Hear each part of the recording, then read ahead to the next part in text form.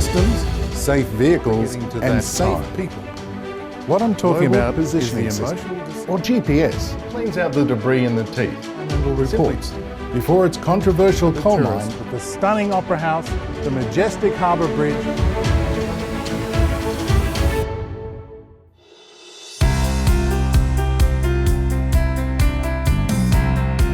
This video is one of a set of 3, focusing on the importance of traffic management and how safe systems, safe vehicles, and safe people can contribute to a safe mining operation.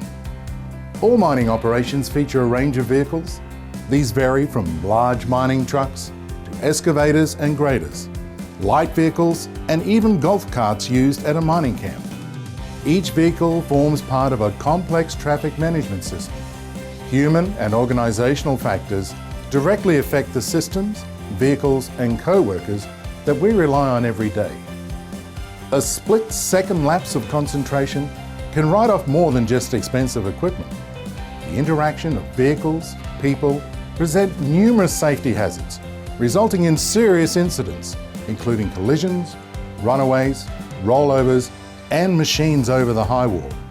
Today we focus on how each technology and elected vehicle must combine to be fit for purpose and suit the conditions at your mine site.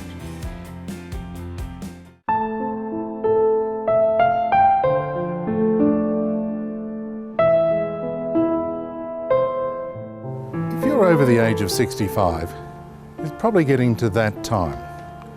What I'm talking about is the emotional decision to move from your home, where you have so many memories, and move to a residential retirement village. For many people, that's a very difficult transition. But once you find MacArthur Gardens, you'll realise that you've found a home away from home. You can spend the later part of your life in comfort, at peace, and with that sense of security that you need. And there are so many activities to be had here at MacArthur Gardens. Tee off and play some golf. Go for a swim in the nice warm swimming pool. Try your hand at some Tai Chi, or work out at the gym. But whatever it is, you'll find it here at MacArthur Gardens, and all at an affordable price. And with shops, cinemas and hospitals just a few minutes away, it's time to make that decision about your future memories. So give us a call. Make an appointment to have a walk around MacArthur Gardens here in Campbelltown. Is this your residential paradise?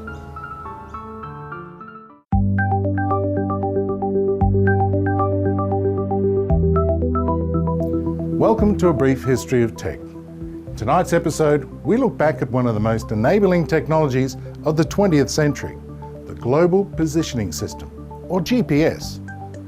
Born out of the need for the US to track its hardware and troops around the globe, it was first established in 1980 when prototype satellites and ground-based tracking stations were put in place. But it took until the time of US President Bill Clinton, who passed a law easing the restriction on the civilian use of GPS for it to really proliferate around the globe. Today, you know it as SatNav, and it tracks every plane, ship, vehicle and person around the globe. In 1986, as a young surveyor, I used one of the first civilian GPS units in Australia. That project was to change my life and career for the next 33 years. So let's look at that 33-year journey of GPS, from the first handheld GPS unit to, well, you all know what this is. I'm Luke O'Neill. Join me on A Brief History of Tech.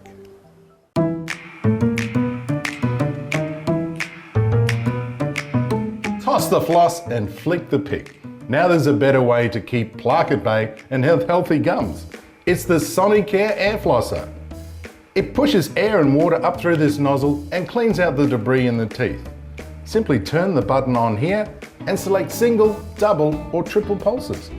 Fill the little water tank here with water or mouthwash if you prefer. Aim the nozzle between the teeth and push the button. It's that simple. You can get these at shaver shops. They're $189 recommended retail price. So forget the morning mouth and wake up with a smile on your dial.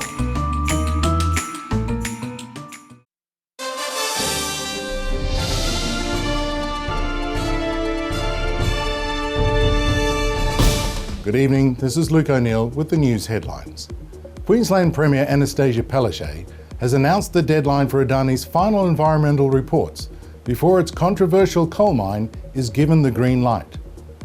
The ALP's leader, Anthony Albanese, is considering passing the coalition's tax plan with the condition that the bill is split. Victorian police have identified the body of a woman who was found at Royal Park in the northwestern Melbourne suburb of Parkville. In international news, the US will send hundreds of additional troops and a dozen fighter jets to the Middle East in the coming weeks, supporting the naval fleet currently deployed. And on a happier note, close friends say Prince Harry and Meghan, Duchess of Sussex, are in a state of delight following birth of son Archie. Apparently they can't take their eyes off Archie, the royal baby that has changed their lives. All these stories, plus weather and finance, coming up on our 6 o'clock bulletin. See you then.